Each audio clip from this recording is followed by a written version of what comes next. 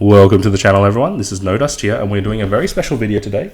I am doing a Hearthstone casting audition of a game, a mock-up game between Zenstyle and Puffin in the American Winters Championship 2016. So I'll put a link in the show notes for you guys who are also involved, who are also looking to get involved in getting into the casting scene. It's definitely something that I would think is in my ballpark and something that I would like to try my hand at. You know, I think that I will be half decent. Oh, okay, not half decent. Maybe not terrible at this, but let's actually get into the game and see how we go. So Blizzard have mocked up a game between Zenstyle and Puffin for us to both spectate and for me to cast. And before we get going, it looks as if Zenstyle is running a Tempo Mage deck, and Puffin appears to be running an Oil Rogue deck. Okay, let's start casting. Okay, looks as if. Okay, so Puffin has mulliganed into an SI7 and a prep, and Zenstyle has 2 Mana Worms in hand. A very powerful start for a Tempo Mage if I've ever seen one. 2 Mana Worms plus some cheap spells, very, very powerful.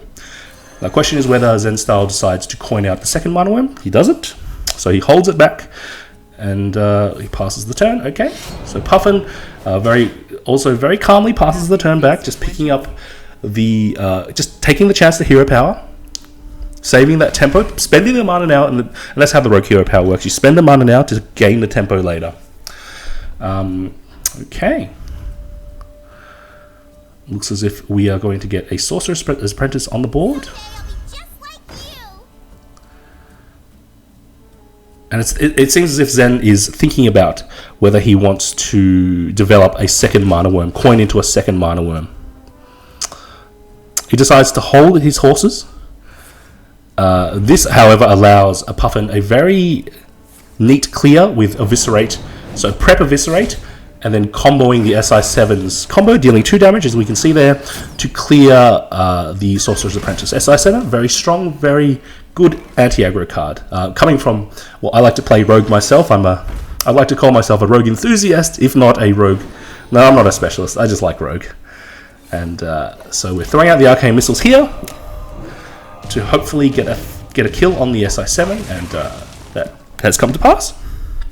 Okay, and let's see what happens here. It seems as if Puffin, mousing over the Tinker's Sharpsword Oil, is thinking about whether to equip the oil or to use some other answer at this stage of the game. Now I'll take this quick chance to really give some feedback on how the spectator mode has changed. This appears to be a tournament spectator mode, since we can see the cards of both players. But I do have to say that it's a little hard to see what that rogue has in hand. I mean, unless you're a rogue player, you may not be able to tell what the cards are. Just saying, you know. I know these things can be worked on. I know these things, you know, are work in progress. Everything can be improved. So Puffin decides to use the Tinker's Sharpsword Oil to buff his weapon to 4 and clear off the 3/3 Mana Worm. A fairly passive turn here from Zenstyle, developing the mirror images and the mirror entity. I don't know. I mean, there's not much else to do, honestly. But luckily, the mirror entity has picked up a Sludge Belcher, one of the best targets for mirror entity. I mean, especially given that Zen had so few cards in hand, so few minions and cards in hand. Gaining that Sludge is really powerful. So Zen decides to use the Fireball to clear the Sludge's first form and run his own Sludge to clear to clear the mini Sludge. Okay. Seems as if, okay, so we're going to draw some cards with Drake. Puffin is going to draw some cards with Drake. Picks up a very useful Lotheb in this matchup. Lotheb is great against any spell-intensive deck archetype, and Tempo Mage definitely is that. Spell intensive, as we can see here. 2 out of 3 cards. I mean, you know, the coin actually does count as a spell, and really is quite useful against.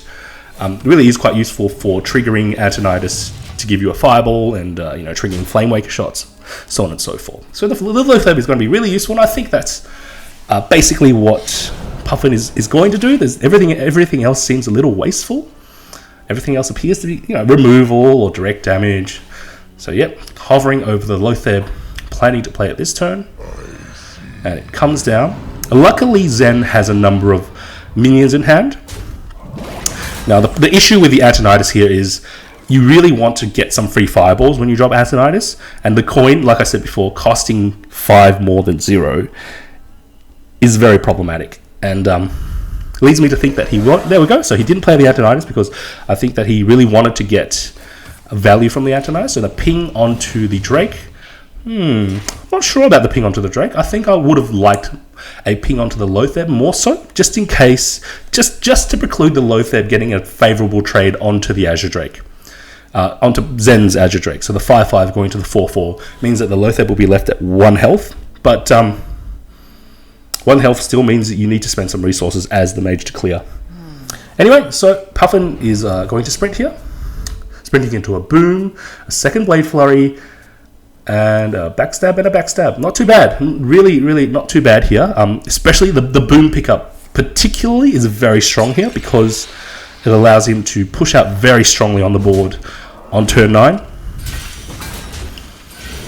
Okay, so he decides to trade off his injured Drake as opposed to using his Lotheb sort of to force out a ping, but forcing out a ping against a Zenstyle maybe not the best idea, since since as we can see here he picked up a Flame Waker, and the Flame Waker has a very high chance of randomly slinging pings onto the board. So there we have a cheap 5 mana KT dropped onto the board, following a Arcane Intellect. Pay attention, class. Okay.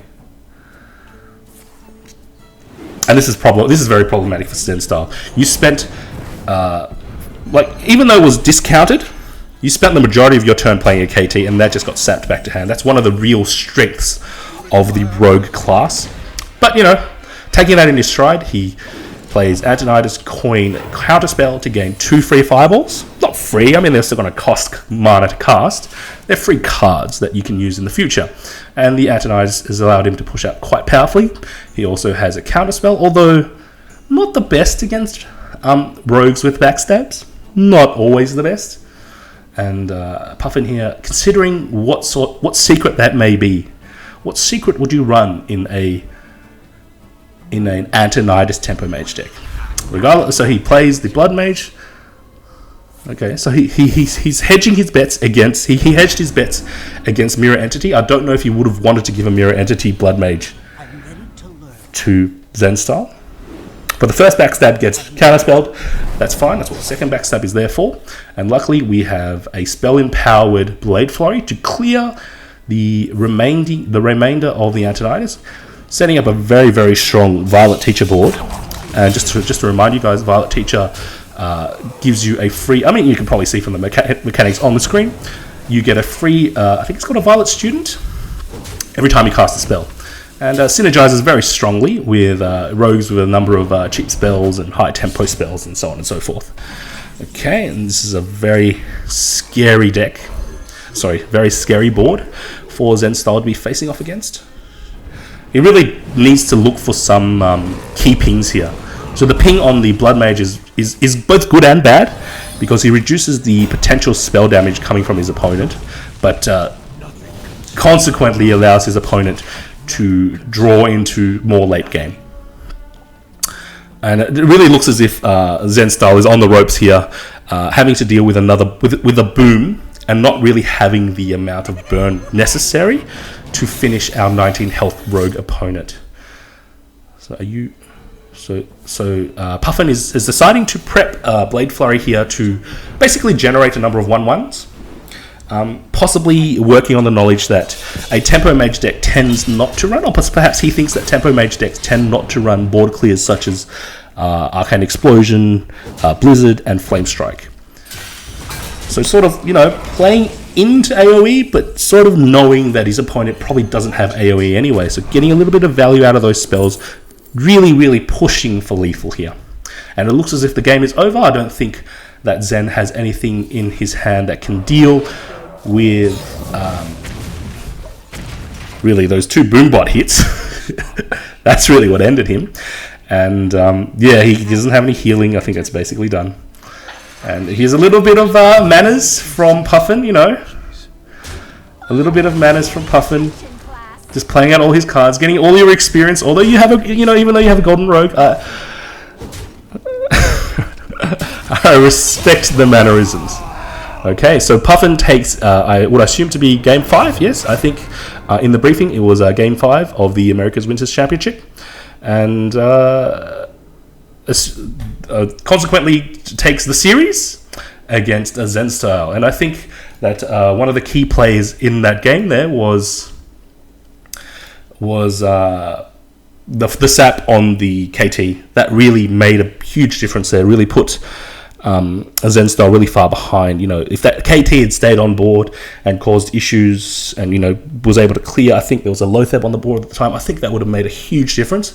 But Puffin having the answers in hand, being able to sap the KT and then develop his own Dr. Boom and, push forth with a lot of value from his Violet teachers, really sealed out the game there. Okay, so there is my audition for the Hearthstone casting gigs. Again, reminder to you guys that there's a link in the show notes if you guys would like to get involved. Follow the link in the show notes. You'll be downloading the same clip that we just watched, and you'll be casting it and then posting it on YouTube, so that the people in the Blizzard hiring team can have a look at what you've got and sort of what you can bring to the community. Okay, so let's finish up. I'd like to thank you all in advance for liking, sharing, commenting, and subscribing. I do this for the love, and any gestures of appreciation would mean a lot. And I also like to thank Blizzard, actually, take this chance to thank Blizzard for reaching out to the community, crowdsourcing, jobs and talent in a practical way. This is a very practical exercise. It's not like I'm sending in a resume or a covering letter or anything like that. This is very practical. This is show us what you can do. So here's what I can do. So thank you guys for watching. Thank you, Blizzard, for reaching out to the community and, doing more community involvement. I hope you guys all have a wonderful day and a wonderful Christmas. I'm recording this just a couple of weeks before Christmas. And without further much ado, this is NoDust signing off. See you next time.